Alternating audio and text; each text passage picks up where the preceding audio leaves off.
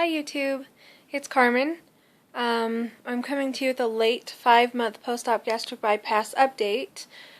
I was 5 months post-op on March 1st, 2013. Today is the 7th. So I'm sorry I'm a little bit late. I've been really stressed and just stressed. Kind of depressed and stuff. I don't know exactly what's going on, but so in my last video I was in the 160s and I told you my goal was to be out of the 160s by my 5-month mark by March 1st, and I made it. I was 159 on March 1st.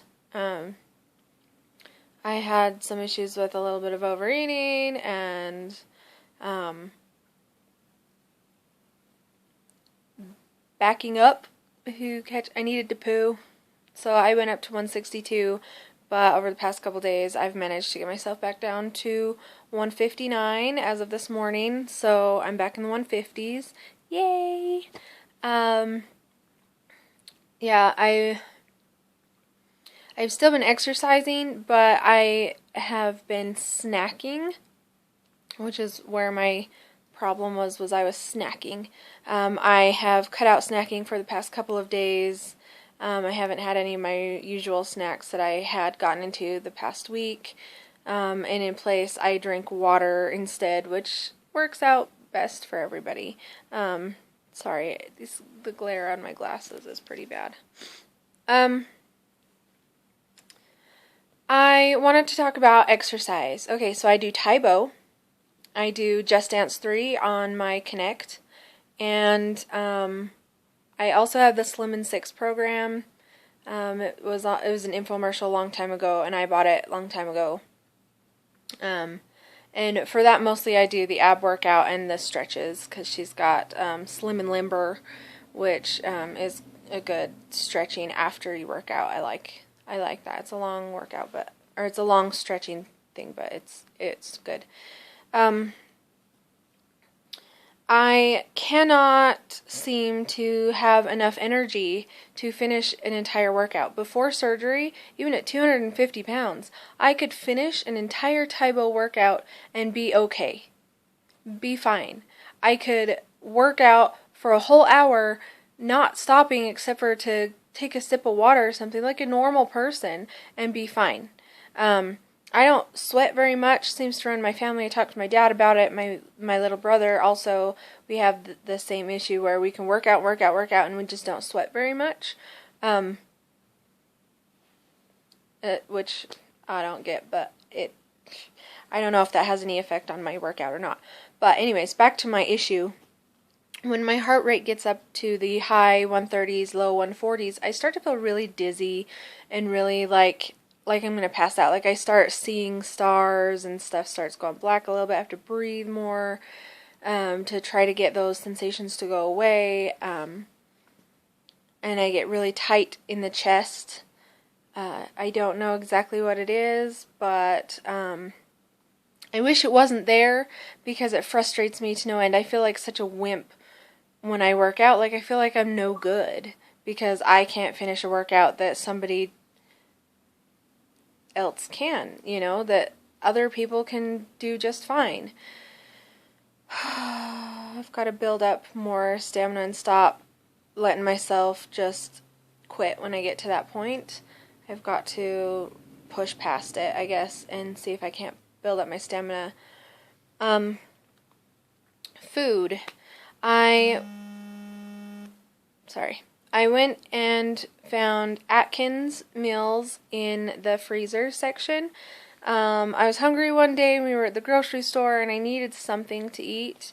And so I looked over there and there were all of these frozen meals, like the Weight Watchers stuff and all of this different, these different diet plan ones, but they all had bread or pasta or rice and I was like, I just don't want to feel so heavy.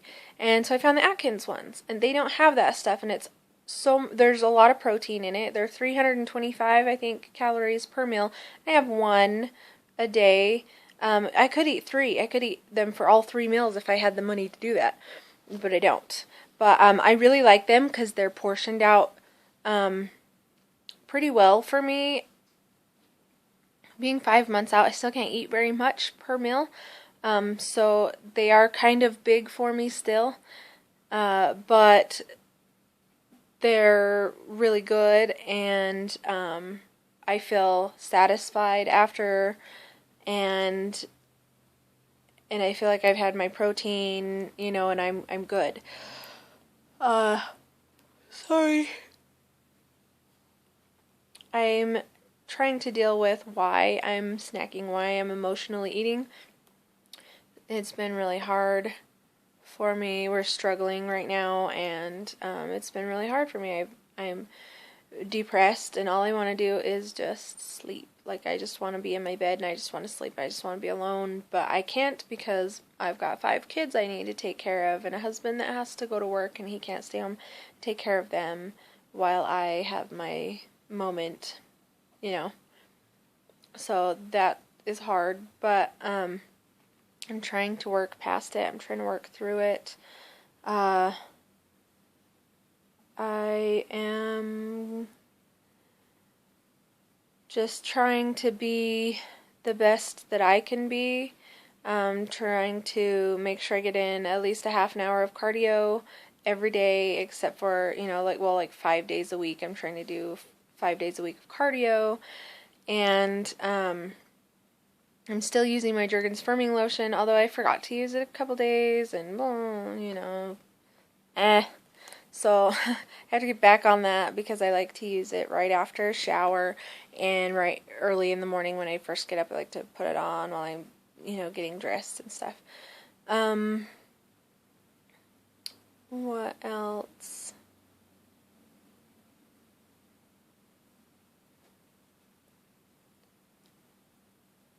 I'm not any smaller than what I was, a couple pounds ago. I'm still in the same size pants, same shirts. My boobs are still really small, and that's really, really frustrating, because I want to feel like a woman. I want to feel beautiful, and I don't. For people who are thinking about the surgery, really, really research it. I mean, if you do your research, you know that your hair falls out. And if you really look into it, biotin does not make it so your hair doesn't fall out. Okay, it doesn't. There's scientific proof behind it that it does not stop your hair from falling out. Your hair falls out because you are losing weight so fast, and it's a shock to your body. Look at anorexics. They lose a lot of their hair. I mean, it's just a shock to your body. The hair loss will stop, and if you don't wash your hair every single day, it won't be as bad. And if you're, kinder on your hair, it won't be as bad. Personally, because I've lost weight slow, which also helps. The slower you lose, the less hair you lose, is what in my doctor's office is what they have found in their with their patients. I lost more hair after having my last baby. After my pregnancy hormones disappeared, I lost more hair then than I am losing now, but I am losing hair. And I wash my hair probably every 3 days to help to prevent unnecessary treatment of my scalp. And I'm not the softest person on my hair. Like, I tease it and mess it up, and I mean, obviously I've colored it cherry red, but yeah, you're gonna lose hair. You're gonna have energy issues. It's gonna be hard some days for you to feel like you have enough energy to do anything at all, and that's just part of the process, because your body has to adjust to its new amount of nutrition that it's getting in. When you have a gastric bypass, you're not just limiting the amount of food that you can take in, but your body also has a malabsorption issue where you can't absorb everything that goes in. So you're going to have energy issues, and you might have some issues. If you're not getting enough vitamins, you might have some issues with depression or, other issues like that. I had depression before, and so I have depression afterwards. It's not something that's going to fix everything. It doesn't even fix everything physically, but it helps. You still have to diet. You still have to exercise. You still have to do all of the things that you were asked to do before surgery. And it's hard. And it's emotionally taxing. When your brain doesn't see what your body looks like, where I still feel like I'm a 252-pound girl.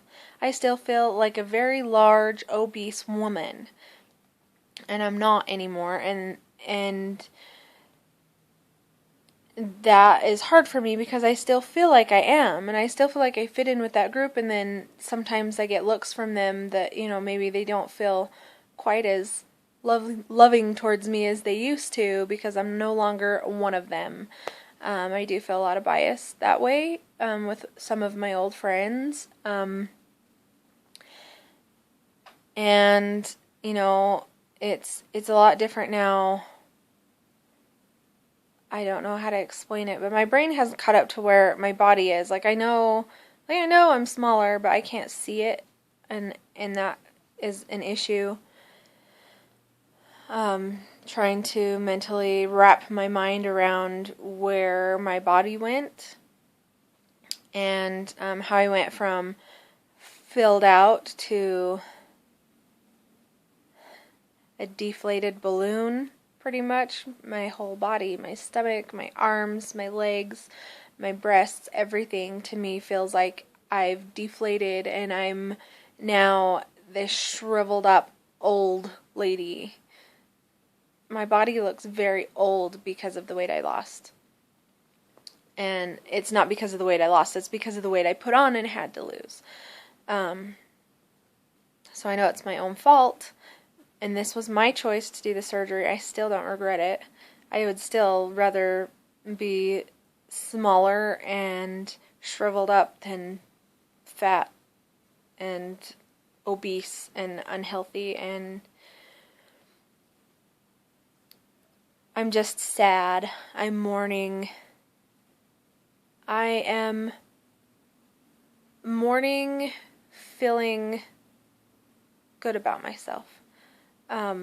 When I was bigger and I learned how to dress myself and learned how to love myself, I was comfortable with who I was as a person. Probably not as comfortable with my looks, but I knew that I was a good-looking girl, and I knew that I felt sexy. I was capable of feeling sexy even at that size. And now it's very hard for me to feel sexy. I just, like I said, I feel like a shriveled up mess. And it's been very hard for me lately. I'm depressed about it because I don't feel womanly anymore. I'm only 29 and my body looks like I'm 80. Sorry.